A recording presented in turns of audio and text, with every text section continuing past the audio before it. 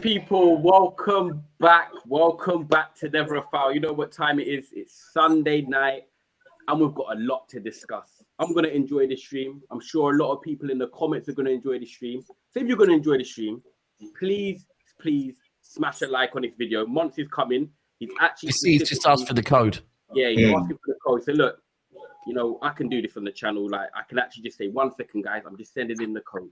Well, while you send in the code, first and foremost, yeah, you do it. Everyone watching, thank you for being here. Make sure you have hit that like button on the way in. Secondly, it's our Sunday show, which obviously is our members show. Firstly, we have not your first time on, Elijah. You know, well, I want to say 3-point collector. I'll say 4th round goer. Mm-hmm. See you there, 4 goals. Yeah. And then I'm going to move on to the other 2, and I'm going to be mad respectful to Shaq and to Peter, right? Because there's no Arsenal content creators about right now. It's like they don't want to talk, right? They do not want to talk. They've decided they have no fucking powers. They have no ammunition. They have no weapons. So they don't want to go in the trenches. They want to let the members come on and the members fight the Arsenal battle. So everyone, smash your like for Peter and Shaq because, you know, you are here. 3 L's in a row. You know what? There are certain names I might actually call. You know, Gal, there's Goonali, there's Kunle. You know what? When we throw it back to 30 years ago, or whatever, there was a certain games kids used to play, and it's called hide and seek. And it looks like they're looking to run them games again. So the hide and seekers, big up Shaq and Peter, because you know they're the seekers. They're coming out. They're showing face. So big up as always, guys. Smash a like for them. Big up Monts inside as well. He's already doing the Denzel Washington eyebrow, looking at the screen closely. Just one last thing as well. Goonali, I love you, my brother. But it's very fitting that at the moment, when we ask Goonali when he's ready to show his face again, he says, nah, I'm on like 3rd episode of Insecure, right? What a fucking season for an Arsenal fan to be watching right now. Insecure. Take the name in, yeah? The confident fan base, Insecure. Anyway, Monts, what are you saying? How are you feeling? Yeah, what are you saying, man? I'm very feeling. Big up the panel. Big up, obviously, Elijah. Good to see you. Obviously, Daps and Ty family. Thank you very much. Good to see you. Peter and Shaquille, this is the first time I've come across you guys. So you guys probably aren't going to like me today, but honestly, it's nothing personal. You guys are going to have to feel the wrath of what the Arsenal fans have already said to me on this channel and off this channel. And unfortunately, when you sign the contract of jumping on YouTube, you now have to represent the bozos that represent your fan base. I'm not saying you guys are bozos because you're not. I reckon you guys are probably great Arsenal fans. But you guys are going to have to endure the fact they're stepping into the ring tonight. You know what I'm saying? Yeah. They're stepping into the ring, but it's like if I step in the ring with Deontay Wilder, I could be the most sportsman-like guy in the world, and I'm still getting my head punched off. I'm still getting my head punched into another galaxy. You might know how it is. You might know. That was good. So yeah, man, I'm feeling great. There's a lot more home truths that I want to kind of bring forth to the Arsenal community, and I'm more than ready. But I kind of want to hear what the Arsenal fans have to say before. And that's where we're going to start. Say what I'm going to say, you know? Perfect. And that is where we're going to start. Peter's posing already. I love it. He's posing like them old MSN photos. You know, when you're taking them like that. I love that. Them ones there on the webcam. Big up. But Shaq, I'm going to come to you, my brother. Obviously, first time being on with you. Big up for coming on as always. Like I said, repping for the Arsenal lot. And guys, get your comments in as well. Whether you agree with Shaq or not, obviously, don't forget, it's just football talk. You know what I'm saying? Nothing personal in the chat. So I don't want to be deleting any comments. At the end of the day, there's going to be some people that are going to get rattled in the comments because we're going to say some home truths. Or Shaq, you're going to agree with him or disagree. But Shaq, take it away, man, because the truth is, I'll plant the seed a little bit, but talking football and talking serious football, you know, 3 defeats in a row, 1 goal in the last 6 games. Some fans are really onto Saka now. You got some rival fans onto Saka. You got Odegaard, your creative 10. When the going gets tough, can he stick in there and it gets rough? And I want to hear what you've got to say, man, because to perform. Normally, people get onto Arsenal fans banter-wise after one defeat. That's what we do with rivals. Whoever loses on the weekend, you get onto them. But this is 3 defeats now. This is 1 goal in the last 6 games. Talk to us, bro. Where's your head's at? Well, you know what? Yeah, there's nothing new really because even from the Wolves game when we won 2-1, yeah, we should have won that game like 4-5-1. We don't know that our attackers or our team as a whole are just not scoring goals. Have you At the got end a of the mic day, on or something? Can you change it? It's quite echoey, like clearly a bit. It's hard to. It can hear you, but it's not like clear. You know what I'm saying? hold on, 1 second. I don't know if it's the same for us, man, here in the panel, but it's I like mean, it's not as bad as Geordie Dread the other night. Yeah, can you guys hear me better? Yeah, That's better. better. Run, much better. Yeah. At the end of the day, as I was saying, yeah, it's nothing new because at the end of the day, yeah, throughout this season, especially our attacking players, we've been struggling to score goals. And at the end of the day, in the first half, yeah, we should have been 2-3-0 up. Do you know what I mean? Liverpool had like next to nothing. And then in the second half, obviously, Liverpool grew back into the game. And at the end of the day, we just couldn't finish our dinner. Couldn't finish our dinner in the first half. Couldn't finish our dinner in the past games. Even games where we have won, you could definitely say that our attacking players are still not up to scratch. And at the end of the day, yeah, when you got guys like Kai Havertz playing up front, yeah, playing up weak shots that my 11-year-old niece can shoot harder than him, like, at the end of the day, like, what do you expect? Okay, cool, yeah, fair enough, yeah. We are creating the chances. But at the end of the day, too often this season, our attacking players or even our midfield players have just not been able to put the ball in the back of the net at the end of the day. And you know what, yeah, there's a lot of things, yeah, that's being wrong with the system, and especially with Arteta and the decisions that he's made. Thankfully, in this game, yeah, he didn't require Kivior to do this inverted left back stuff. But you're bringing in players here to do jobs that they can't really do. Do you know what I mean? At the end of the day, I'm not gonna lie, Thomas Partey, he's been a big miss for us as well. Do you know what I mean? Because as well as Declan Rice has been, as well as he has been, yeah, he can't play passes here through the lines in the same way that Partey can.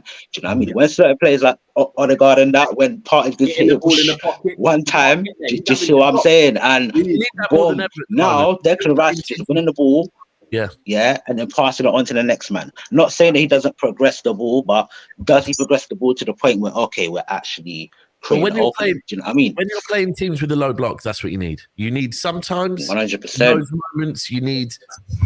I've been saying this for the last probably 2 weeks. The things that I feel Arsenal are coming up against a low block, which City have come up against year after year after year, and that is where the real game changers step in. Either eye of the needle passes, or man that can pick up the ball from outside of the area. And you know what? Sometimes your own magic. Just put your fucking and that's why. Listen, I'm gonna let you carry on. But Foden, that's what he's doing right now. Whereas Saka, I can't see him. So all this carrying your team, when it really matters, are you carrying your team? Because now is true quality. Do you have that true quality, Saka? Can you break down a low block, Saka? Can you hit one from outside the area, Saka? When your team can't score and you just need something to open that barrier, can you get that, Saka? Are you getting that? And anyway, I'll let you carry on. But then again, yeah, like I would say, yeah, that listen, Foden is more talented than Saka. Do you see what I'm saying? That's why when push comes to shove, do you know what I mean? Like Foden shows up. People always cuss at Foden, whatnot, blah blah blah blah. Like last season, he didn't start in as much games as Saka did. He still got 13 goals in his name. Do you know what I mean? Even though it's just not about just DNA and whatnot, but you can even see in his performances that, bro, he's got the talent in it. I'm not saying that he's been good every single game, but I just think it's been consistent enough to be like, yo, like Foden is the guy. Do you know what I mean? Besides Saka, star boy, whatnot. Like he's very good, like we like him, but do you know what I mean? He's not that. What's going on, Shaq? Let me ask you directly, yeah. With Bukayo Saka, because Odegaard and the Rice thing, I hear you. Rice is a safe player. You sort of give it to the next man. He breaks it up, does it simple. At the moment, like you said, I echo you. He can't pass through the lines. So Odegaard is now having to drop deep to try and receive the ball to get it into the forward areas where Partey and Xhaka, they were able to get it to him behind the striker and he was able to be elusive there. Now when he's picking up the ball from deep, he's using so much energy that when he actually gets into the final third, Odegaard's now not been able to get effective. But Bukayo Saka, he has been out on the right wing. He's still been holding his position. People are getting on to him. And I believe Bukayo Saka is a good player. But this is what I say, Shaq, yeah? You've got your Odegaards, you've got your Declan Rices, you've got your Sakas, for example, you've got your Martinellis. Some of them, people say, oh, they're world-class. And I always say they are not world-class. They're always on the brink. When you look at Liverpool's and you look at your Man Cities, The reason they win titles is because they got the Trent, Salahs, Van Dijks, you got your Ruben Diaz's, De Bruyne's, Haalands, who are world class. And to win a league, you need at least some world class players. Now with Saka, what is your issue with him? Is it he needs to be rested? He's overplayed? Is it a system or is it confidence? What do you think, Mr. Shaq? I do think there's a combination of a few things, but I do think one of the main things is that like he's just not that guy. Like his game is it's sort of limited. Like he bats into players, he rolls into man or whatnot. Do you know what I mean? You know, Saka, like more time he's gonna cut in on his left. Do you know what I mean? And this is why even this game and even the last game that we played against Liverpool, bro, Gomez has had his number. Do you know what I mean? The man cuts him and just shuts up, knows what he's gonna do. And that's not saying that Saka's a bad player. Do you know what I mean? Like what he can do, he can do really well. Do you know what I mean? But ultimately, that one ultimate skill that is not even a 9 or a 10 out of 10, like you're gonna be found wanting sometimes. You know what I mean? So we like in times he can be very one-dimensional, and at times he can get, you know what I mean, found out or get fouled out the game or whatever. Fair. Peter, what do you think, man? We obviously go over to another Arsenal fan. Guys, make sure you smash the like, 400 of you in the building.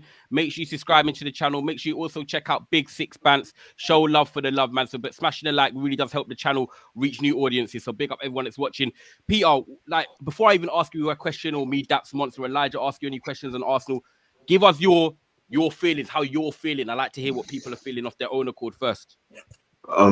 Same old thing. Like we've been like every Arsenal fan, like we've up. You're hearing that, man? Then wake up. Every Arsenal fan has been complaining about the same thing the whole season, and the fact that we need a striker. Like this isn't the first game that we've wasted chances. It's just that we didn't score at all this game. Because like in the first half, I don't think any Liverpool fan would have been shocked if we were 3-0 up, 2-0 up, because we created good chances and enough chances to be 2 or 3-0 up. And like, and as soon as we reached halftime and it was still 0-0, I knew it was coming, because it's happened in every game that we've created chances. Like eventually, especially with a team like Liverpool, regardless of who was playing, they were going to have a chance. And I know it was an own goal, but like, they were going to create a chance regardless. So like, I wasn't shocked when it happened. And yeah, we need a striker. Like, that's basically it. You had the warning just before, didn't you? Was it just before their first, where about 10 minutes before their first, where Nunes broke down the left, and then his ball just wasn't quite right. Yeah, and it was kind of like from there you thought, like, because I'll be real, and this is I was interested to see. Remember when City played Arsenal in the FA Cup last year, and City won? And Arsenal fans came out going, yeah, but we were happy with the performance. Yeah, right? The first half. Yeah. I do rate Arsenal fans. They're not doing that this season. They're not, because they probably realised, you know what? Performances don't win you fucking trophies, right? They don't. And that's what we saw from Liverpool today. That is what we saw from Liverpool today.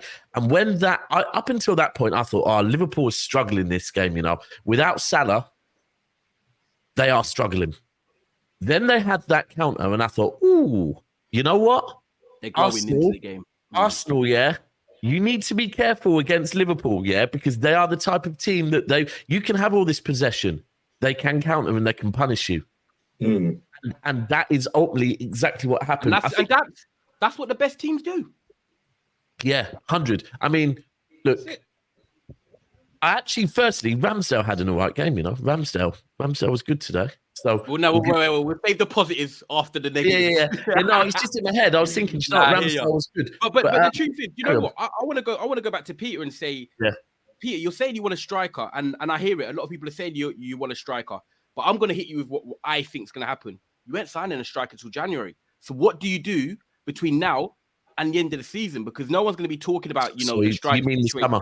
You mean the summer? Yeah, in the summer. Yeah, so that's what I mean. So what's going to happen between now, January, and June, which is now the second part of the season? Because the truth is, you are probably going to be stuck with Gabi Jesus up front. Sometimes Martinelli could potentially go there. You've got Nketiah, who I personally don't think is good enough and should maybe be at like a Crystal Palace, for example, to play his game.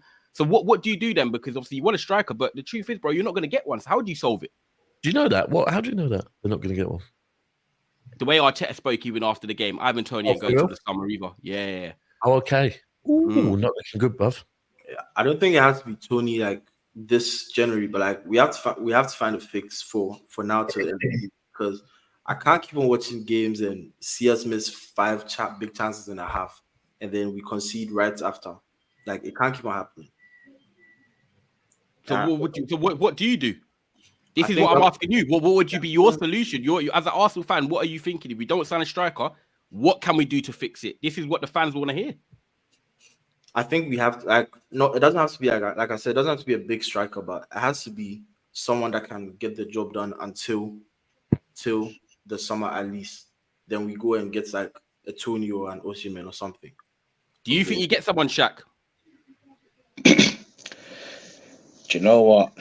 I'm not even too sure, to be honest. I think I look at our squad and I see at least like 4 holes that we need to fill if we're actually serious about winning the Premier League. But the thing is that it's January, You're not going to make those kind of changes. I think where we effed up this season was from the summer transfer window. Do you know what I mean? When we go and spend 65 million on a German giraffe that we've seen flop in the Premier League for about 3 years. It don't make no sense. It does not make no sense. And at the end of the day, we've spent 600 million or 650 million on our squad. This is the squad that we have assembled. And I'm not going to lie to you, a part of me feels like I don't want to see this manager spend another goddamn penny. Do you see what I'm saying? Because at the end of the day, when you look at like the, let's say, so-called attacking midfielders that we have signed, we've signed Vieira, 35 mil, Odegaard, 30 mil, Havertz, 65 mil. Where's our iron-out striker? Okay, cool. We bought in Jesus and he improved us massively because obviously what he could bring to the team, like off the ball, on the ball, whatnot, linking up the play and all of that stuff. Do you know what I mean? But at the end of the day, we don't have like anyone that's clinical on our team. I look at our attack and it's like we haven't like spent much, but it's like you spent all this money on these attacking midfielders and you're playing in roles that don't necessarily, suit them in a sense. Do you see what I'm saying? Or they're players like Kai Havertz, who people was praising, okay, cool, we got a couple of match-winning goals for us, but it's like overall his performances have just not been there. Do you know what I mean? I want to ask you before I bring in Monts, Elijah, and Daps as neutrals to obviously maybe ask you questions or give their thoughts on it. You just said something. Yeah. You just said, I don't want to see Mikel Arteta spend another few hundred million building this team. My response to that is, does that mean you'd want a new manager, or does that mean you want someone else signing the players? And if so, who would that be? Because it's got to be one of them. Do you know what? Ideally, I would want a new manager. Yeah, 100%. Because I'm sick and tired. I'm sick and tired. Like, how many? Listen. We are in our longest trophy drought, in 3 years? Do you know what I mean? We want to talk about Chelsea and because Chelsea about them being in the table. Them and won the Champions League more recently. We won our last trophy. But we want about them. And this season, they have a better chance of winning a trophy than us. Like, it's nonsense. Honestly, listen, I just want my club to be successful at the end of the day. Do you see what I'm saying? At the end of the day, with this manager, with the money that he spent, and the roles that he's getting this place to play, like, you man bought a 6'3" centre-back in Kivior. You're playing them left-back and trying to let him do the inverted thing and play midfield. The guy's tired. He don't want the ball. That's not his strength. That's not his role. So it's like, you're looking at all these different players that he's spent money on, this whole 650 million in the space of 4 years. And it's just, I'm sorry, like, it's not good enough. At the end of the day, ultimately, like, you need to get me results. Do you see what I'm saying? Now, for the most part, I haven't been for this manager, but you know what?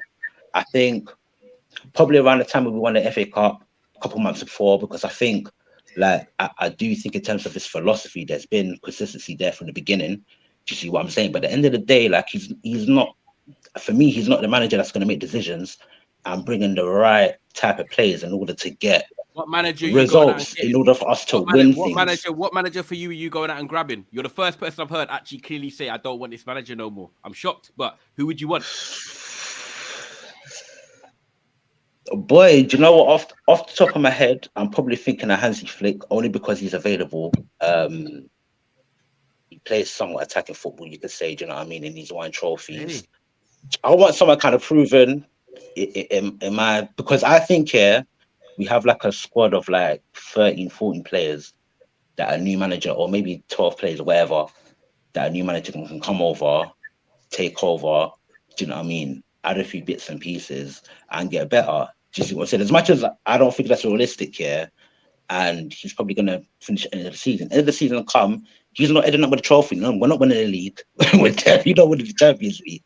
Do you know what I mean? So it's like, I would wait to the end of the season, but it's like, if I don't believe in this guy, what's the point of me saying, yeah, like, let's keep him, kind of thing? Do you know what I mean? Yeah, now you got to stand by your principles, guys. Make sure you do keep smashing a like on the video. Make sure you subscribe.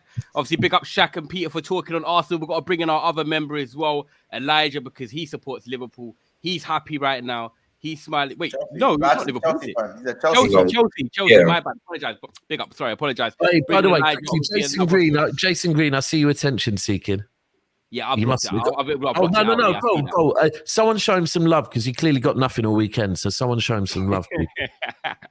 I love that. But Elijah, Even though he you're here. supports, he's calling City. This is not about City today, yeah? You can I know, spam 115 all you want. Today is about Arsenal and their tears, yeah?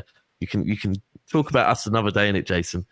Keep getting the comments in though, and make sure you like the video, Jason. So yeah. Yeah. But Please Elijah, do. you're here as a Chelsea fan. Obviously, you got your win, but because we're talking on Arsenal and the Liverpool game, shoot your angle. Are you coming at the Arsenal team, or are you gonna praise Liverpool? What angle are you thinking of today?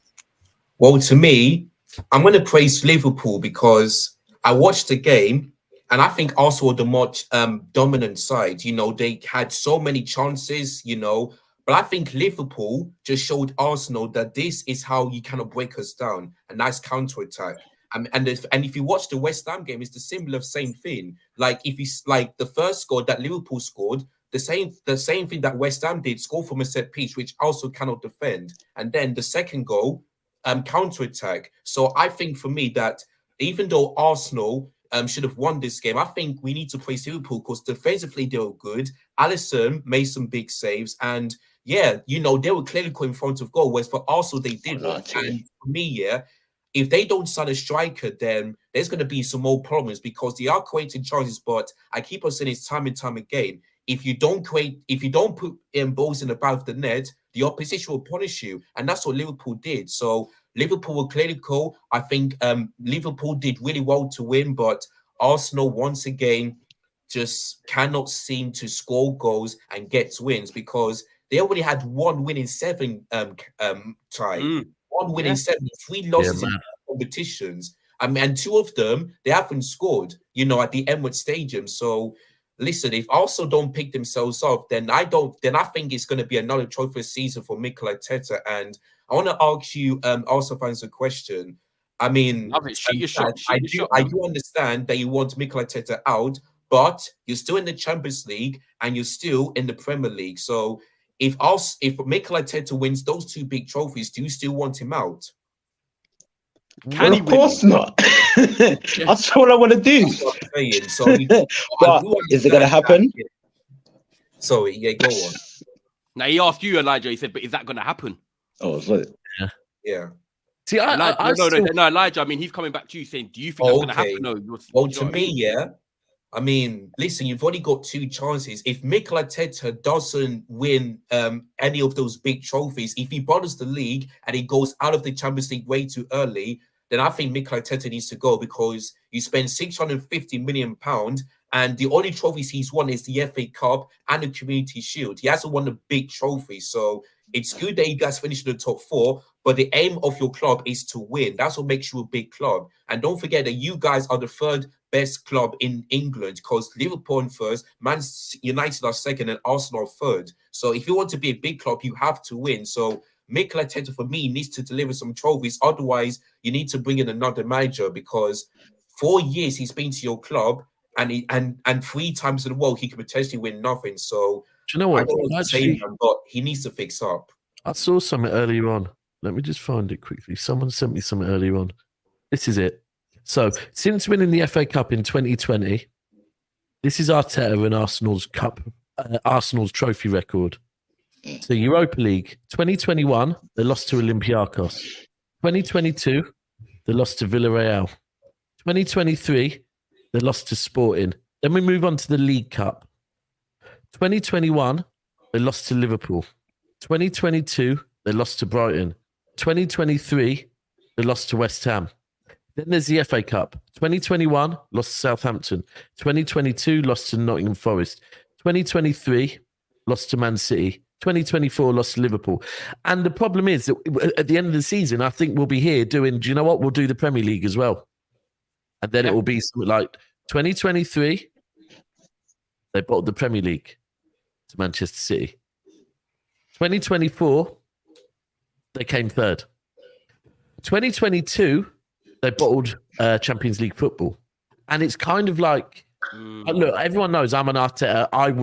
I think Arteta has done a good thing for Arsenal, and I think they should forever be grateful, whether it be him or the board. Something at Arsenal changed 4 seasons ago.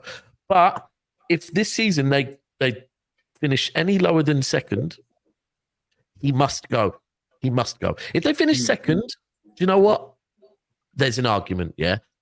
If he finish anywhere less than second, he must go. Because he's taken him. The same thing I've said about Eddie Howe and the ceiling. Same thing about Arteta, because the truth is, Arsenal have paid off their stadium now. Arsenal are spending big money. Arsenal are, yes, they are a big club, right? They want to win Premier Leagues again. They want to win trophies, yeah? That's what Arsenal have been about, winning stuff, right? At the moment, he's not delivering. He's not. And I hate to say it, but for me today, I just look at it and I've been saying Arsenal have to win this. Not just about, I get it's the FA Cup, it's not the league. But listen, Liverpool are going back to the Emirates in what? How many days, Monts? About 2 weeks. About 2 weeks. They might have Salah, they might not. They will have Van Dijk, right? They will have Van Dijk. They will have a few more players, right? They also now have the mentality that they're going to the Emirates knowing they beat you 2-0, right? And they know that Arsenal and their head gone, head gone, fully, officially gone now. They're rocking up there. And listen, we saw it with us last season. The minute we beat them in the FA Cup, both games that followed that, Arsenal's heads were not there. Bad performances because they already knew they weren't winning. And now with Liverpool going to come to the Emirates. They've mudded up your carpet. Your carpet is not clean, right? Your carpet has got Liverpool boot marks all over it now. So, Monts, over to the moment, like the weather. Yeah.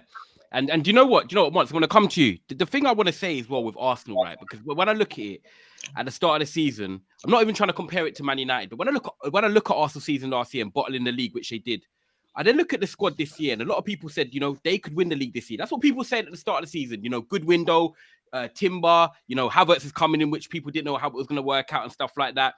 But the truth is, has this Arsenal team been overrated? And that's what I look at now, because last year, it was about the system, and the system worked. Granit Xhaka in there, and obviously he's still got the similar players now, but he's tweaked the system like Shaq clearly said, and it hasn't quite worked. So the tactical tweak, I've seen Arsenal's performances get worse. Yes, people are saying the defense has been better this year, but if you look at it recently, they have been conceding goals despite Saliba, who is a monster, having a good season. But I think it was a system thing, because when I look at these players individually, I'm like, are they really, really that good?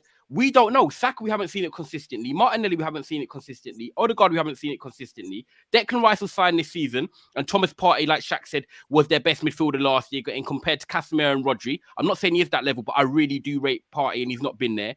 So really, have people just overrated this Arsenal team? And when the system don't work, they don't have enough individual brilliance, like Dap said earlier, which certain teams like Man City and Liverpool have, to pull the cat out of the bag. I just don't know. And this might be the truth with Arsenal. We're just seeing the level they're currently at, and these players are simply not good enough to get them to where the fans wanted them to be in terms of winning titles. I don't mean they're not good, by the way, people in the comments, but I mean good enough to be in Liverpool, to be in Man City, to titles. And sometimes you've just got to look at your squad and say, do you know what? Maybe I just did overrate them. Maybe I did overhype it. Monts, over to you, bro. Obviously, you're a Liverpool fan. You've got your victory. You've gone to the carpet. You've sat patiently. But it's time to put your hand up in class and talk, my bro. Smash a like, people, by the way, as well. And actually, before you do go, Monts, I've got to respect the super chat, because Blaze Matuidi, I'm going to call him that. I know he's Blaze A, but big up Blaze Matuidi. He says, they said the end of their FA Cup journey on Twitter. Brother, them lot came in the third round, saw and lost in your gaff against Tom Little and the other faceless kids on Sofa Score. But big up Blaze for the super chat. I appreciate that. If anyone wants to get their super chats in, I'll make sure that we do read them out as well every 10 to 15 minutes. And make sure you are liking the video as well. But Monts, it's your time, man. Like you've heard Arsenal fans all week, and you've gone to Arsenal away and you've done the business. Clean sheet. Yeah, I mean, first of all, good afternoon, good evening, everyone. I hope everyone is well on this amazing January weekend. New year, same Arsenal. It seems like you guys, the more deluded Arsenal fans, the top reds, if you might want to call them. I hope you guys have learnt the hard way to stop your comparisons. I came out with my favorite description of deluded Arsenal fans, and that is, of course, seek validation, avoid expectation. I still believe that is the way to describe deluded Arsenal fans. Now, that's not all Arsenal fans before you start crying, but the problem is clear as day. Of course, you guys need a striker, but I hope a lesson has been learned. And I said this last time, but do you know what really grinds my gears? It's the comparisons. Stop the comparisons and know where you are. This might come across as quite reactionary, and I hope this doesn't seem reactionary.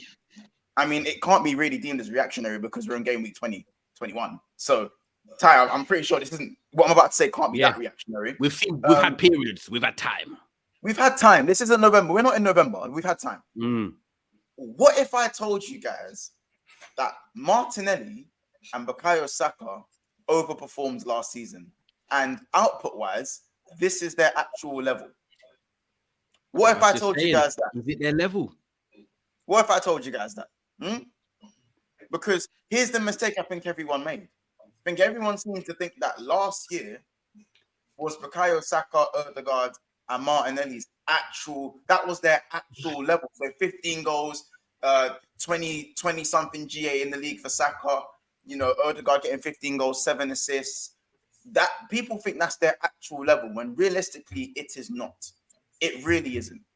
As Elijah said, 3 losses in a row. Since the draw at Anfield, 3 losses in a row. Since the draw at Anfield, we've won 3 games in a row. Now, there is no excuse. Can I just add on an asterisk before you continue? They all spoke about the attack coming back together. The attack has been together and they still got 1 in 6.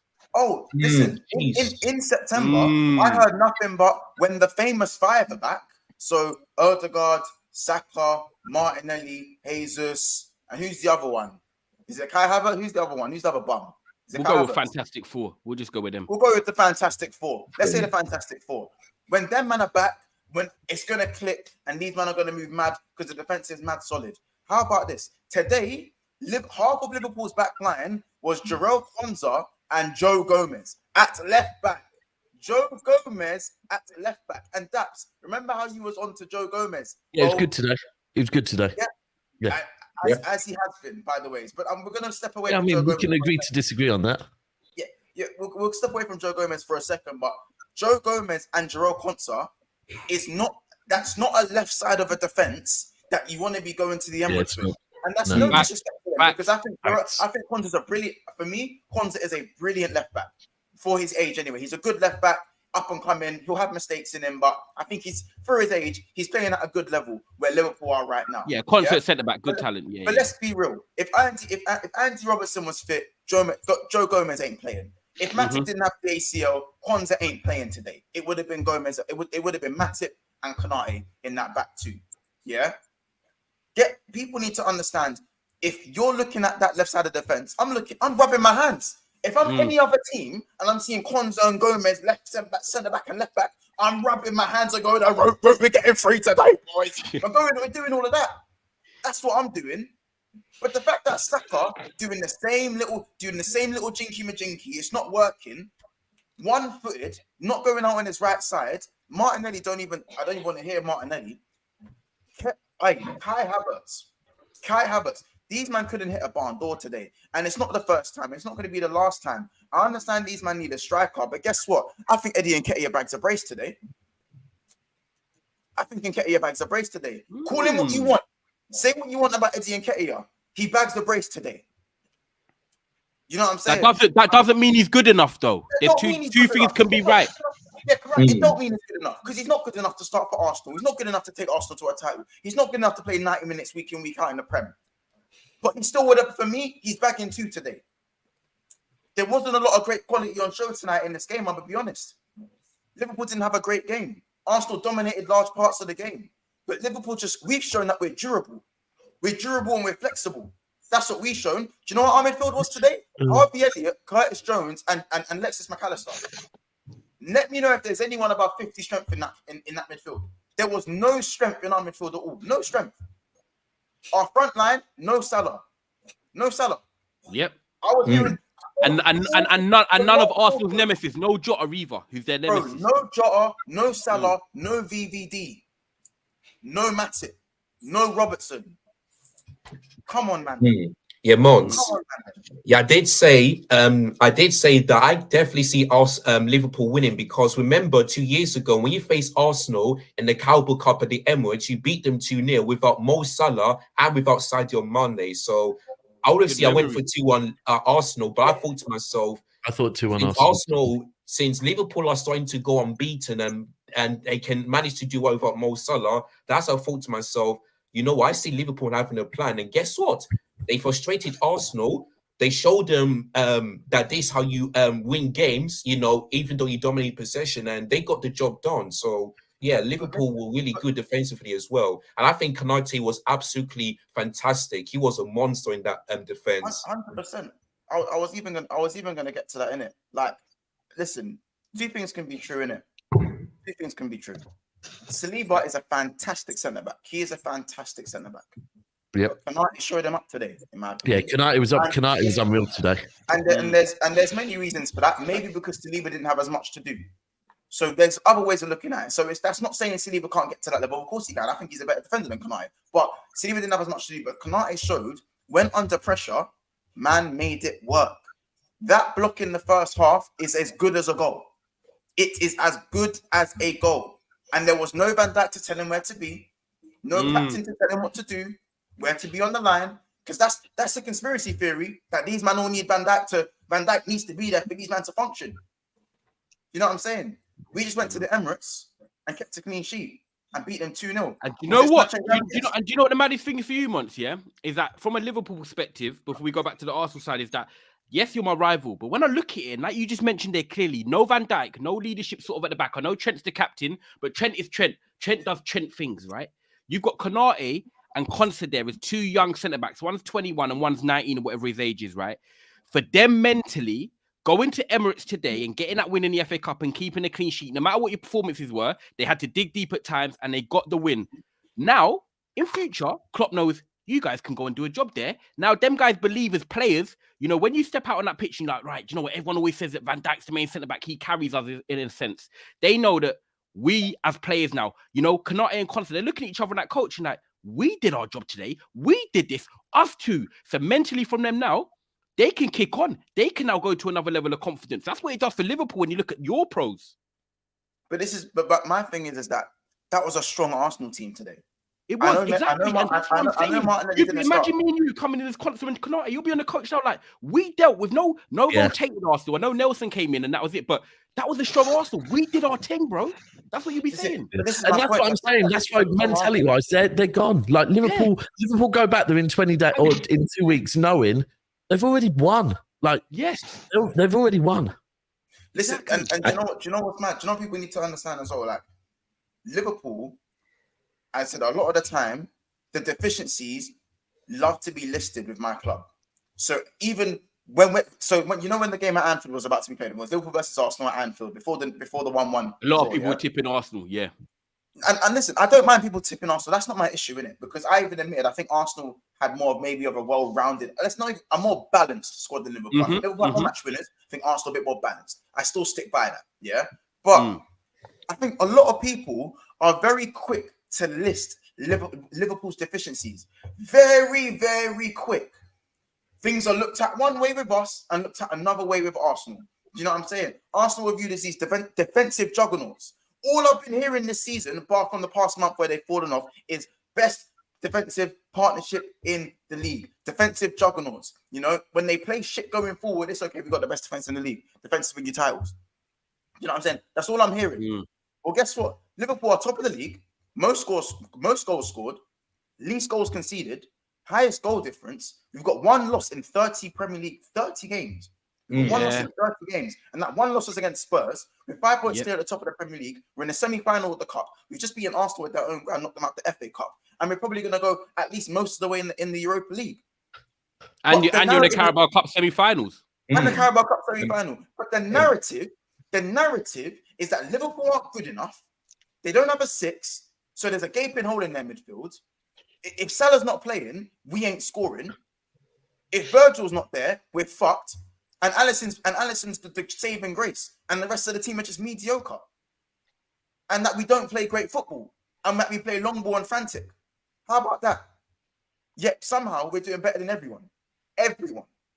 By quite a way. And people need to stand up, and they need to listen. It's time to wake up and smell the coffee, innit? Liverpool right now, we're doing our thing with injuries and a depleted team. And I'm not even saying injuries as an excuse, but we do have a lot of injuries right now. Where for me, if I was to see a Thiago, a Robbo, VVD, Salah, even Endo, I'm gonna have to throw Endo in there because he has been doing his thing. I'm gonna throw these men back in the team and Matip as well. Come on now, people. Sabozza, that's 7 players. That's 7 players for Liverpool. 7 of them. You know what I'm saying? And we're doing what we're doing. What are you saying, Monts? You winning the league? No, I still don't think we win the league because, again, to win the league is about longevity. I was just wondering who you're flexing on, if that was a flex on Arsenal. Or... I'm flexing on everyone. I'm flexing on everyone. So you are going to win the league then if you're flexing on everyone? No, because 2 things can be true. We cannot be a you're not flexing. You're not really flexing. I mean, flexing would say we're going to win the league. It's kind of like some meaty flex. If you're asking me, because what you're doing right now, you're projecting on me. Right now, Liverpool are performing the best. We're doing what we need to do, along with the deficiencies in our squad, and still getting it done better than everyone else. That also doesn't mean that we're a shoe-in to win the league, because we've been better than this. We're fitter players. I'm just saying it's not a flex. You're flexing, but you're not really flexing. No. I'm flexing, but you don't want to enter the competition to see who's got the biggest arms. We are challenging for the title, but we are challenging for the we are challenging for this Premier League. But I cannot. I agree. You are definitely. Yeah, 100%. How can I sit here and tell you I'm going to win the Premier League when we've been 7 points ahead and the chance to go 10 points ahead of Man City and still lost the league? I think it's way too early. How can I sit there and say that?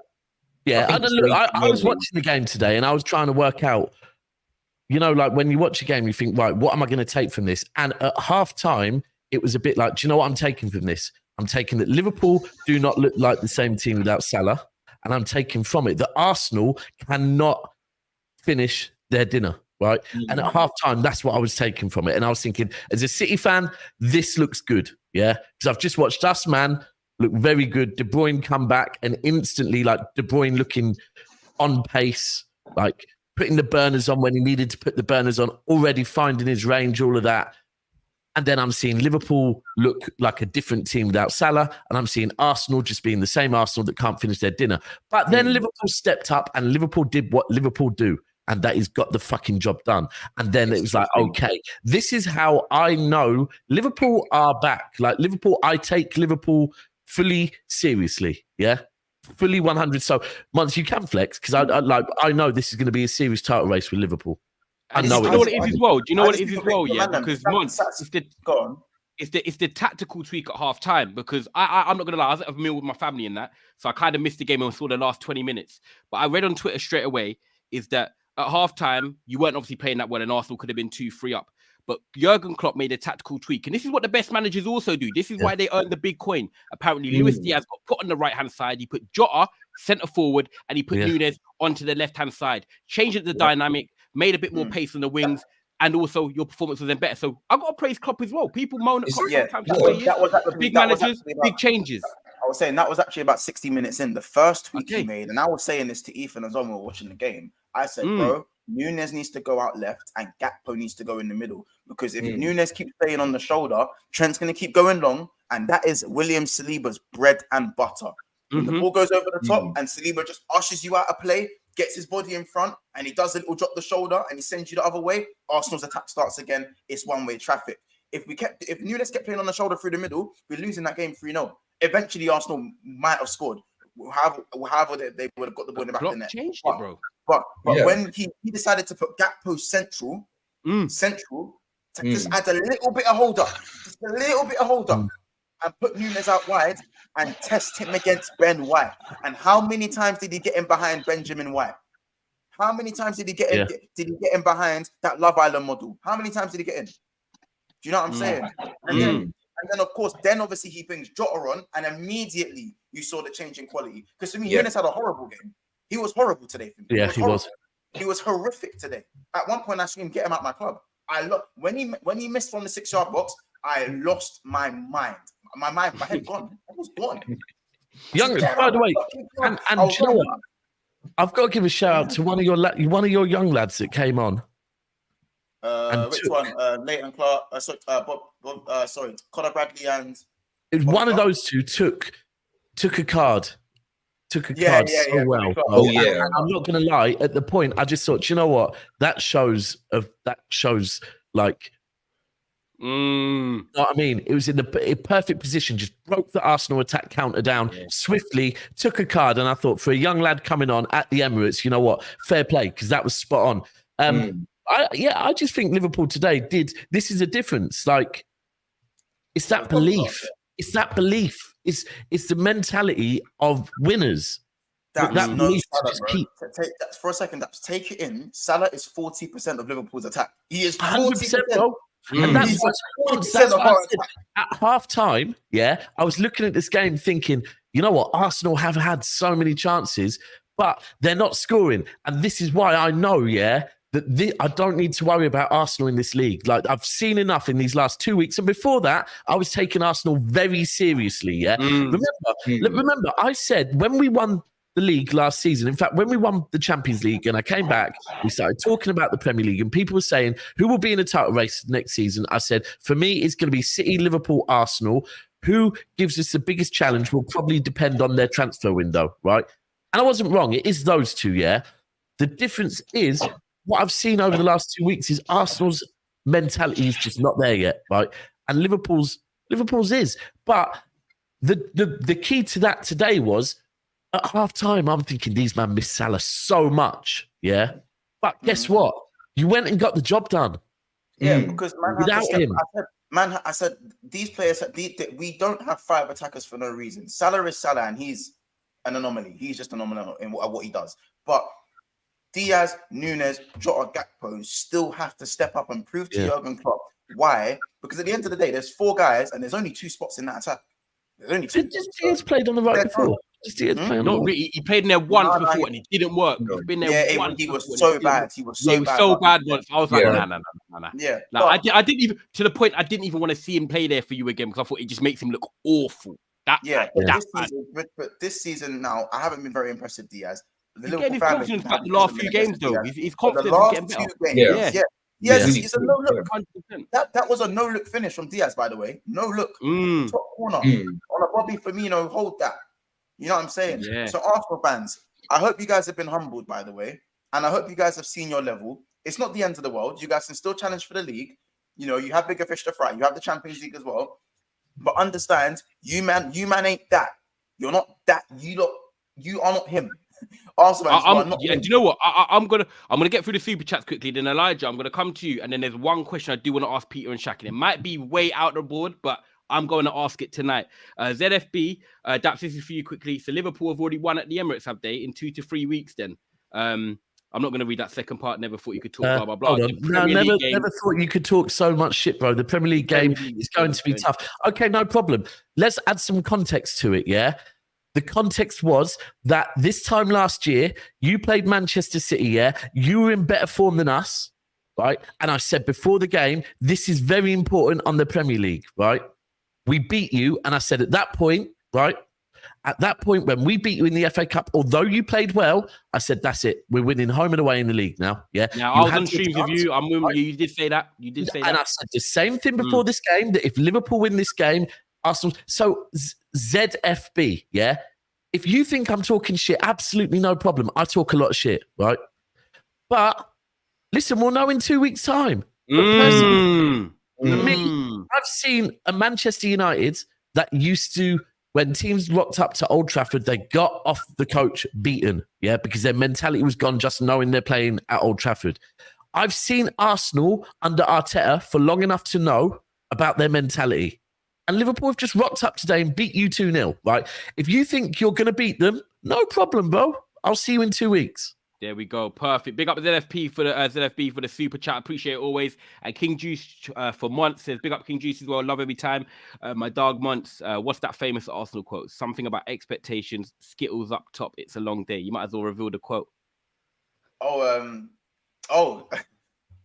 Arsenal fans avoid expectation. Oh no, seek validation and avoid expectation. Get it on the t-shirt. There you go. Sorry, can I just say a quick one as well? Everyone, please, all our thoughts and wishes be with, no, keep our fingers crossed and everything. I don't want to see no hate on Win, the dog, yeah? No Arsenal fans. I don't want to be blaming Win, yeah? I don't want to see no tweets about putting the dog down. No animal cruelty. It's not Win's fault, okay? Could I just say that maybe they consider changing the name of the dog? Guys, smash a like on the video, people. Make sure you do show love as well. Big up Shaq and Peter and Elijah for coming through, members of the channel, which obviously, like you can see now, they get a chance to come on and voice their opinions. If you do want to become a member, it is down below in the description, so make sure you check out that or the community page as well, because I know we haven't pushed out the member shows much, but we are 2024 January. We are getting the wheels in motion on this every Sunday. So if you want to come on, just at the man then below, make sure you do become a member and subscribe to the channel as well. But smash a like. Elijah, I saw you nodding and wanted to say something, so I'm gonna let you land, and then I'm gonna ask Peter and Shaq a question before we do talk on the return of KDB as well. But yeah, Elijah, fire away, bro. Oh yeah. I was gonna ask Monts a question. Like, Monts, do you think that Jota should be starting this game? Because when I saw the stats, because he always seems to do well at the Emirates. Like the last 4 games, he scored 5 goals and 1 assist. And I think for me that Darwin Núñez looks so much better as a sub, because if you look at the Newcastle game, you guys were 1-0 down. You guys had a man sent off, but when Darwin Núñez came off the bench, he scored 2 goals. So do you think that Jota should be starting for White now instead of Darwin Núñez up top? Absolutely. I think everyone kind of knows my opinions on Darwin Núñez. I think I don't really want to talk about his deficiencies too much because, again, this is a good day for 1-2-0. You know what I'm saying? I don't want to talk too much on Núñez, but today was a very frustrating performance from him, if I'm honest. And Núñez with Jota, you came on and you saw the difference straight away. And you have to remember, here's a stat, by the way. We've gone to the Emirates. The last 5 times Liverpool have gone to the Emirates, we've actually won 4 and lost 1.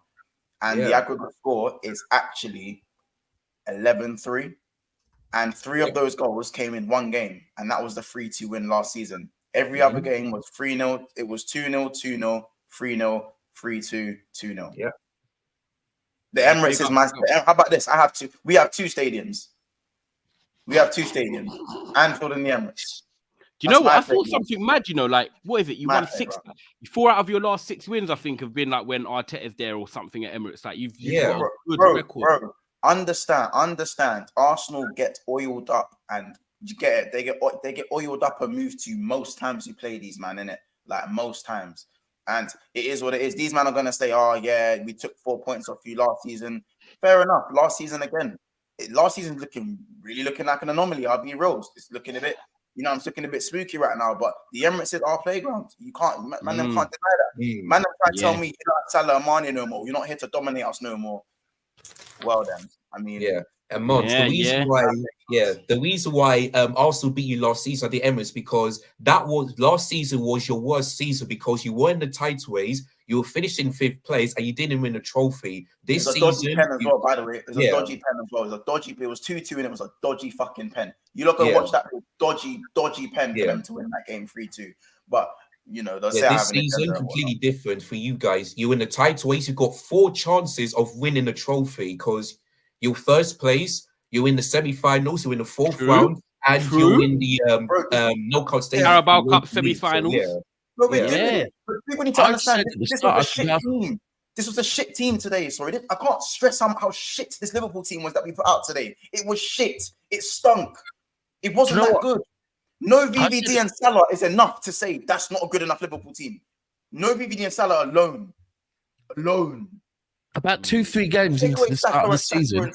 See how good Arsenal look about Saka and Saliba. Yeah, facts. I said about 3 games into the season, I think Liverpool could do a cup treble. I think they'll win the Europa. I think they'll win the Europa League as well, won't they? Of course, yeah. I think they'll win the Europa League because I think Klopp will want that. Remember, Klopp's reached the final of that and lost it. The only thing he hasn't won, I believe. Yeah. He reached the final of it and lost it. So it's one of them ones that, look, Klopp is a manager. He wants to win every competition, right? Yep. He don't want to be, right? So, of course, he will rotate till he probably gets to the quarters, maybe. Agreed. And do you know what? If they're in the title race, which I think they will be, he might continue to rotate even through to the final, right? But he will want to win it. And Liverpool do know how to win cup competitions, and they do know how to win in Europe. That, and do you know what? Like, Monts, you might be able to say that this season you're going for the quad again. To be fair, it'll be We might have to run them streams back again. You're going quad with asterisks. Yeah, with asterisks this time. You're going quad with a little. Ty, you can ask Peter and Shaq a question. Yeah. So don't think I'm trying to be mad here. Guys in the comments might think I'm mad. The fact that you lot are not consistently scoring goals, and Shaq, you can answer this first and I'll come to Peter. The fact that you're not consistently scoring goals, the fact that you're probably not going to sign a striker, the fact that Liverpool and Man City, for me, I think are going to finish in the top two, especially when we get to the next topic, which is KDB is back. You've got Tottenham, who are going to sign a centre-back, and you've got Maddison, and you've got Son, obviously, I know he's on duty, but you've got a few of their players coming back. They've got one trophy they're looking at this year, and that's the FA Cup trying to get through, obviously, which they have, and they're focusing on top four in the Premier League. You've still got the Champions League to play for at the moment, Arsenal Football Club, yeah?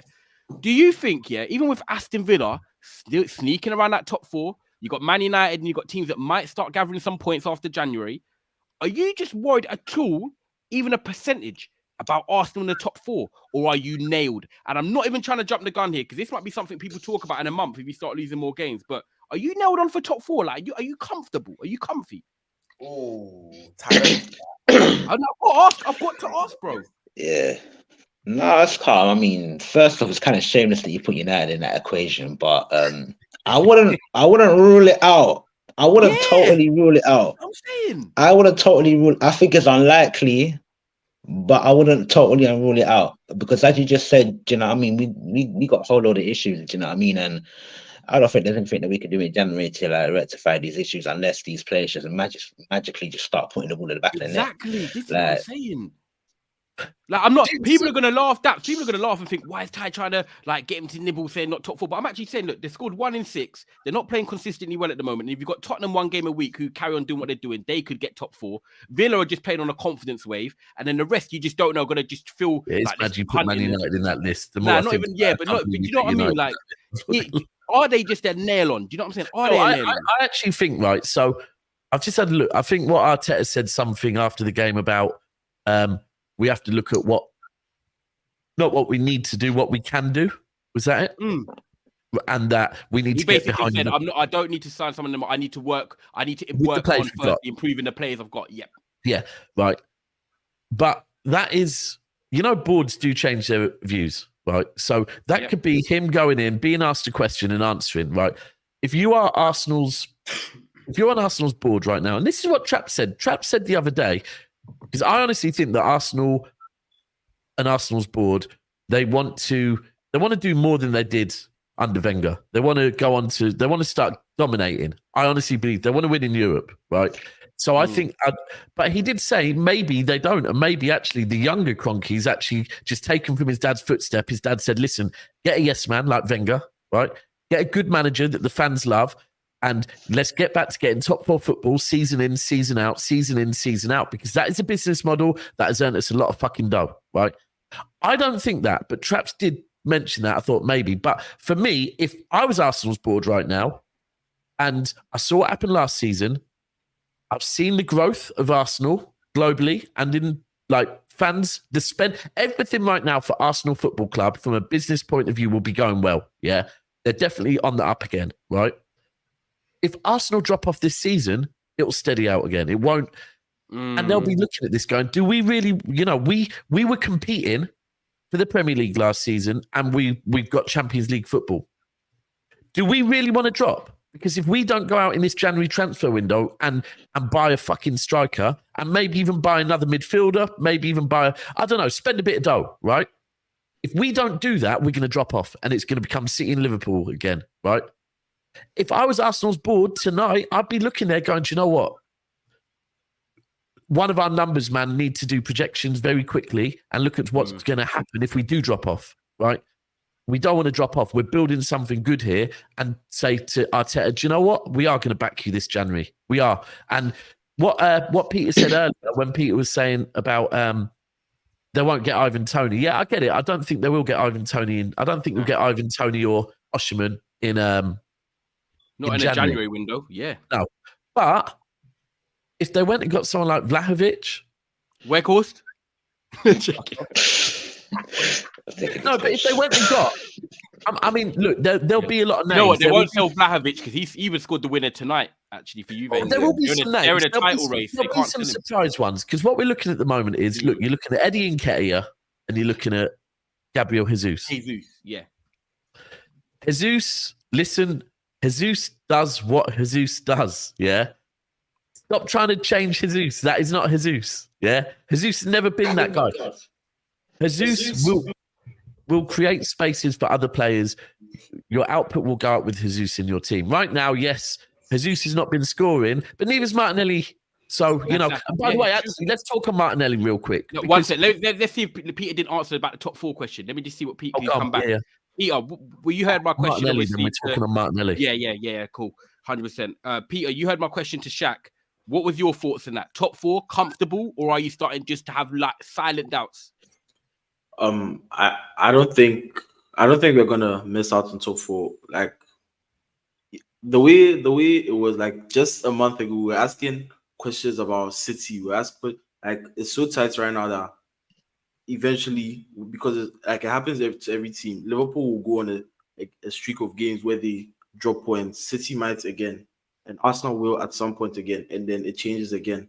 So I don't really think we're going to miss out on top 4, but I don't think it's nailed on either. Like we have to be better, or we'll get punished. But you know what? Fair. The truth I'll is, let that you and Daps, you can do things. We were questioning City. Hindsight is a beautiful thing now when we look at it. We were questioning City because City were drawing a few too many games, right? Yeah. We were questioning City because City would like drawing 4-4, and defensively we weren't looking good, 100%. But firstly, we know that with City till January. It's every season, right?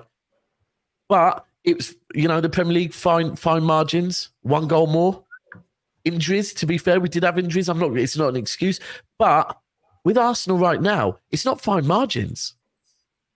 You lost to Fulham. What was the Fulham score? 2-1. 2-1, right. West Ham was 2-0. Yeah. Today was 2-0. Yeah. And they're losses. They're not draws. They're losses, right? And let's be real. Listen, I'm not a fan of draws at all. Really not a fan of draws. But the Invincibles was built on fucking draws, right? There's a big difference between draws and losses.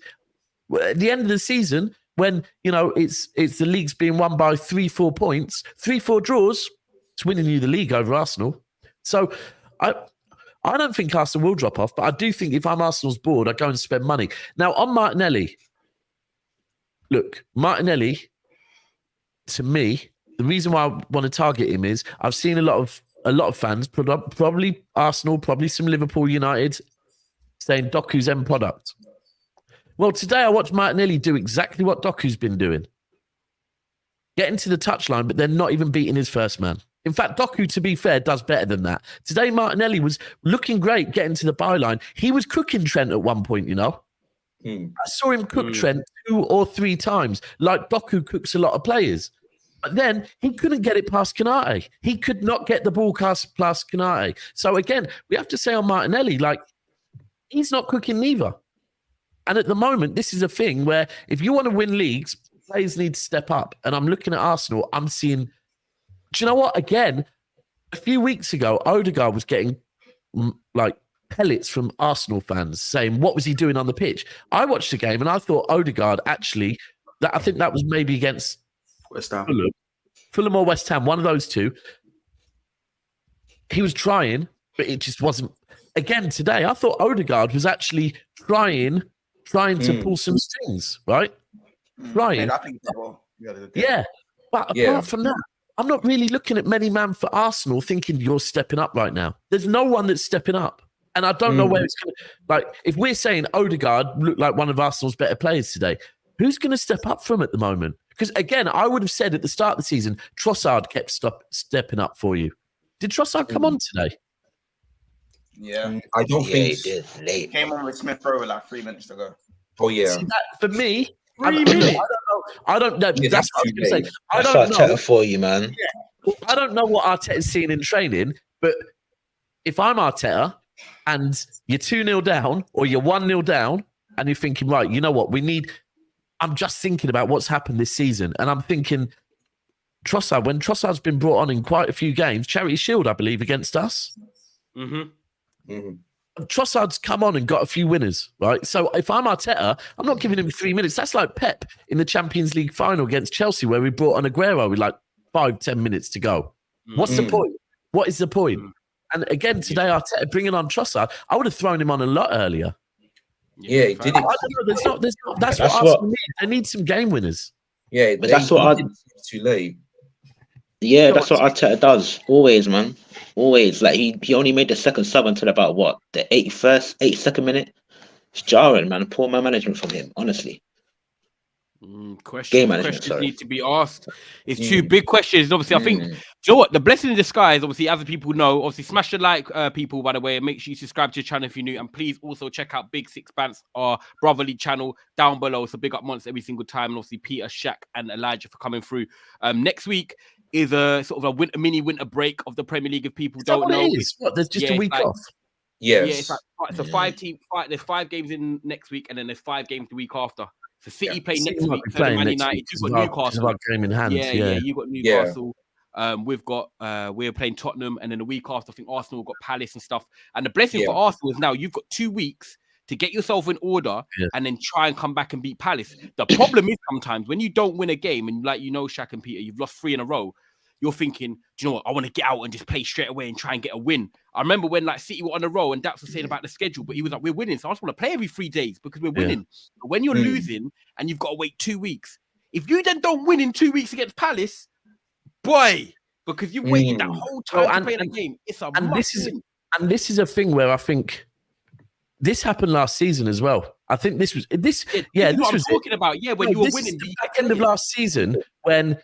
It was the back end of last season when we were in the title race and City were playing literally every 3 days, right? And they were just on a momentum and a roller coaster. And Arsenal were having breaks because they'd been knocked out of the Europa League. They weren't in any cups. And I thought, you know what? To an experienced group of players, those breaks could be great. Yep. A group of players who we was on the same stream, bro. We was on the same stream. The last thing, when it feels like maybe you're overthinking, right? We're all human. We all overthink everything, yeah? So to this Arsenal team who now have lost 3 in a row, they've got a period of overthinking to do. Yep. A lot of overthinking. And when you don't win DAPS, you then start thinking more. And then you... Yeah, 100%. This is it. And this is the test of the mentality. Like you said, big players not maybe stepping up. Also, they haven't got... I know Zinchenko and Jesus have won things at City, but they were part of the squad, of course. But they haven't got within their core, the proven winners yet. And Arsenal need to get it over the line. And we are going to see... Guys, we're going to go over to Man City because obviously we've done an hour and 7 minutes already. I hope you've enjoyed the show so far. Make sure you are smashing a like I said. Big up Elijah, Shaq, and Peter. Elijah, I'll come to you first. Obviously, I know as a Chelsea fan even, you had KDB back in the day, which is mad when you think about it now. It feels like years ago, but he's back for Man City, comes on, gets an assist quickly for Jeremy Doku. But I don't even want to just talk on today. At the end of the day, Man City are 5 points off Liverpool at the moment with a game in hand, but it's like a new signing for Man City. Kevin De Bruyne back, proven, proper player. Haaland's going to come back and know to make them runs. I'm going to get fed. And this is the turning point potentially for Man City this season. What do you think on KDB being back, bro? Yeah, I mean, it's a good thing for Manchester City because KDB is one of your best players and he's one of the best midfielders in the Premier League when it comes to like assists. And yeah, I mean, he came on, got the assist, and yeah, Man City got the job done. So when Haaland comes back, that's when you'll see Haaland like scoring lots and lots of goals because of him. So yeah, so since KDB is back, I think like Manchester City is always going to do what they always do every season, like go on a winning form. And that's why I think Liverpool need to match that, because if they drop a couple of points and Man City win a couple of games, then you know what's the end result. Man City will win the league. So yeah, KDB, I mean, I didn't watch the game, but I did see the highlights and he came off the bench and he does what he always does. So yeah, KDB, he's back for Man City and he's going to be a problem to the opposition. You know what it was with KDB today that I really, when he came on, right, it's like I don't know if it was Pep had instructed him or he was doing it himself, but he was all over the place. It's like Pep had said, go and get your fitness Freedom. up. Go and enjoy it. Oh, no, it was almost like go and test your body. Go and because you've been in training, but there's training and there's real matches, right? And it was like go and test your body. Go and like the actual for the assist he got, it's the way he put the burners on. He played the ball to someone and then put his burners on to beat the defender, yeah? And it was like, like quite early on that, okay, you trust your body that you can do that. Yeah, because it was a hamstring injury, bro. He's been out for a long time. Yeah, big thing. Yeah, Surgery, bro. He's had surgery. And the way he put the burners on was like, okay, you're trusting your body to do that, yeah? And there was like one point where he kind of, the ball got laid back to him and he kind of like flicked it up and had a shot from outside. I'm like, he's trying to get his range back. And it was nice to see because I'd forgot that Doku's Belgian, De Bruyne's Belgian. Yeah. And it was nice to see the two Belgians come on together, link up for the goal. But so, look, we know what we're going to get with De Bruyne. And do you know what? There's something as well you need to speak on. Away from the assists and the goals that he gets, defensively, De Bruyne has always been underrated. How much he gets back and puts in challenges, yeah? Yeah, he does that. So we have to remember. We have to remember his work ethic is mad. And look, Diaz came off, armband, straight to Kevin De Bruyne, right? And look, it was a bit of a goosebumps moment, the way the crowds just like, we know, like, and Foden said it afterwards. I saw the way Haaland was even bouncing up and down in his chair. Like Haaland next to the kit man, just bouncing about like Haaland's excited, thinking, he is. I've got my boy back. Like, this is, it is on. But then we have to take it back from that and go, do you know what, actually, before we gas about De Bruyne, Foden centrally, bro, Foden looks right. Foden is. Everyone said they're waiting to see Foden step up. Now, Foden has won. I don't know how many Premier Leagues. Is it 6, 7? 6, yeah, maybe 6, yeah. Right, yeah. He's won everything. Yeah, he wins a trophy every 15 games. Right, but he looks now like a player that knows. Do you know what? I've had to step up recently. Yeah, I have to. It is my time because De Bruyne ain't been here. So do you know what? Everyone's been saying step up. Yeah, I will step up, no problem, right? And he stepped up. And he looks like he knows he's stepped up. Like, when he scored the goal, the way he's running over, he's got that confidence in him. And when he got asked about the game, he's being played central, he said, that's what I want. Because I get involved in the game more. The pressure is on me more. And he's given Pep. I like what he's done because I feel like everyone's wanted Foden to play century. And when he has in little moments, Dapsy, and you'll probably admit this, yes, Foden's one of the best players in the country, youth talent, 100%. I really rate Foden. But when he's played there, he's not ever left everyone with the facts of he has to stay there. Like, it's like, okay, he's probably going to go back on the right. But right now, he has to stay there. He's done enough, bro. We have to talk the truth on it, yeah. There is a bigger picture to this, yeah. Because someone asked me, with De Bruyne coming back, who do you want to see as your eights? And I said Foden and De Bruyne. And I want to see Bernardo playing on the right, but with that openness that, because we have to remember, City move about. It isn't rigid, Bernardo, some of Bernardo's best performances are where he's almost given a free roll just to pop up wherever he wants, So I would start there because you know he'll drop back into the middle when he needs to. But I think it's a great problem for City to have now because we'll know that we're going into the business end of the season with, let's say it's Foden and De Bruyne, but if one of them needs a rest, no problem. You have your rest, Bernardo can come in. But Bernardo could go in the summer. We need to get used to what our eights look like in the future. So we now know Foden can do the role as the 8. Also, Oscar Bob again, great performance from him. He's just flourishing the more he plays. Man, it was, and do you know what? The one thing I'll say, I know it's Huddersfield, but I like a clean sheet. We've No, do you know what? You can only beat who's in front of you. Oh, we've been even like the Chelsea game. Was Chelsea 4-4? Yeah. Tottenham was 3-3, right? Yeah. And all these games, I've been saying the issue isn't scoring goals. The issue's been our defense. Palace, Palace, 2-2. And the other thing that also, like today, I'll give Ramsdale his flowers. I think Ramsdale was good for Arsenal today.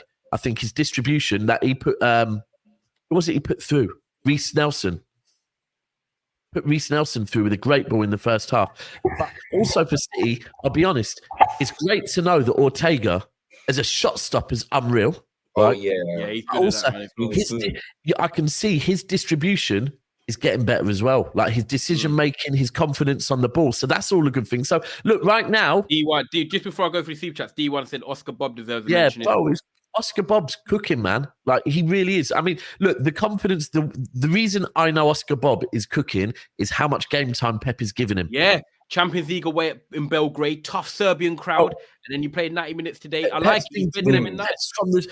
Pep, I think, said in the summer, there's players that come through the academy. Like there was Foden, there was Cole Palmer, there's Rico Lewis last season, and there's Oscar Bob now. Like, and he was the one where we were thinking, oh, is it going to be this guy, that guy? And it was like, nah, Bob's the guy. And you know, he's already playing for his international team as well. So now, do you know what? Right now for City, things are good. We've got all our players coming back, and to be honest, it's exactly what you said, bro. I want to play on Wednesday. I don't think we are. We're not playing on Wednesday. You got Newcastle away next Saturday, 5:30. Yeah, it's a point now where, as a City fan, you just want to you want these games to keep coming thick and fast, because at the moment it's got a fully fit squad. Well, apart from John Stones, but you know what? That's a mad thing at the moment. If you would have asked me a month ago, I would have said we need John Stones back so badly. Whereas right now, I'm like, it's what it is. Like, clean sheets and goals. Perfect, man. Guys, big up for the super chats as well. Fire ZVC says, us lefties have a rep for being techie, but Saka, shake my head. I'll be honest with you, I played football, but I weren't the most techiest, but I was quick, so I'm an anomaly in that. But big up Fire for the super chat. He needs a rest, man, as well. I think maybe that might do him some good. He needs to be taken out the spotlight, because right now, let's be real, he's stinking. It's not today, Saka was stinky. What you said about the hair color, Daps, change that as well? Well, I don't do all of that, but whatever I'm saying is like Saka, today there's not put in.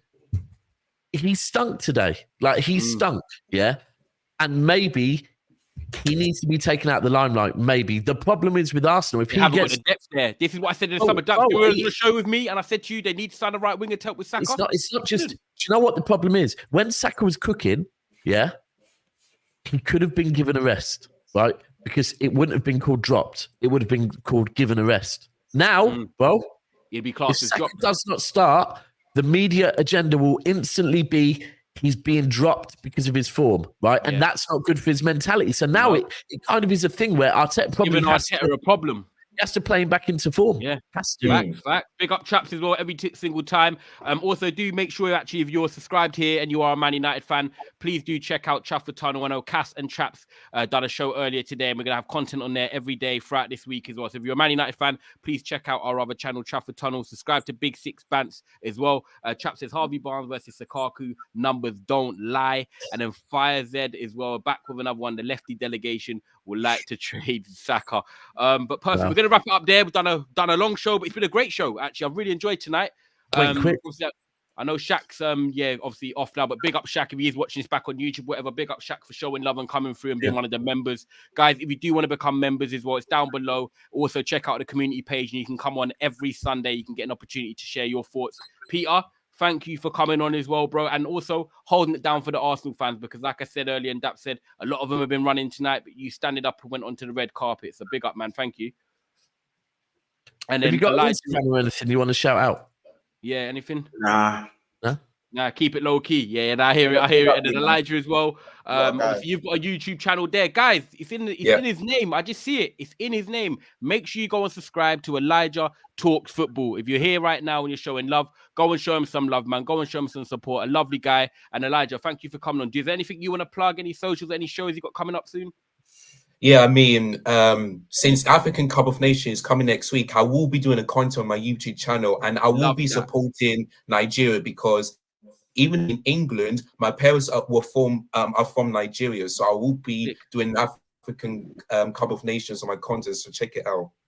Love that. And Shaq, big up. Now make sure you go and check that out. Big up, obviously all the AFCON guys as well. Shaq, I did just shout you out because I didn't know if you were coming back or not. But is there anything you want to plug or shout out your socials? But first of all, big up for coming on, bro, and being a member as well. Appreciate it, man.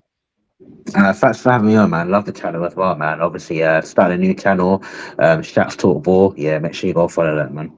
Okay, sick. Shaq Talks Ball. Make sure you go and check that out, people. Shaq Talks Ball, obviously Arsenal fan as well, so he's going to keep it 100 there, and he's in for a big second half of the season, so Arsenal fans, go and check. And then us guys here, obviously Monts, Big Six Bants, you know where to find them. They done a stream tonight. I'm sure that went off Monts, right? Yeah, listen. Hey, yeah, that went off. So make sure you go watch that back. But more importantly, listen, smash the like button here. Make sure you drop a comment, get interactive in the comments. Big up Peter and Shaq and Elijah again for doing the brilliant work and coming in and stepping in and showing the people representing your club. You know what I'm saying? It's not easy, especially in hard times. So you lot will get more of the ratings than a lot of guys that are running away. So you know what I'm saying? Big up you, man, every single time, innit? And obviously make sure you subscribe, support the man then. And just to plug one last thing, tomorrow at, I don't know if it's 7 p.m. or 8 p.m. I think 7 p.m. Starting a new show. Huh? You gonna say what I think? I don't know. What am I going to say? Your thing? No, not my channel. No, not yet. No. Come over for the debut. I was like, no. Tomorrow, starting a new show on Never a Foul. Daps and Traps and like friends. That. Yeah, and Man City, well, Man you two are welcome as well. Like it's what it is it's going to be me and Traps every single week. But you know what? Any of the man them can jump in. Anyone can jump in, and we're just going to chop up because obviously everyone knows Mondays Big Six will be there at 9 or 10. So we can't have our usual 10 o'clock slot. So we're going to start at 7 or 8, one of the two. That's sick. No, because I can redirect with me and head straight over to you lot. That's sick. Oh, perfect. What time do you go live then? 6. Perfect. I will go at 7 then. Perfect. Yeah. Sick. Love that. Make sure you're here then. 7 o'clock. Daps and Traps. I love the name. Well, it's actually not even it's in the name. You know what I'm saying? Yeah, so make sure you're here tomorrow. Big up the guys down below as always. Like I said, the members. Make sure you go and subscribe to Big Six Pants. And guys, Happy New Year. If you've got your New Year's resolutions, positive vibes, checking on your people, do all of that, man. Yeah, it's the New Year. So everyone just, let's step out on the right foot. You know what I'm saying? So big up, guys. And we'll be back tomorrow. Me and Cass, maybe even Monts might be on, but it's 11:30 tomorrow, doing a little review. So big up, guys.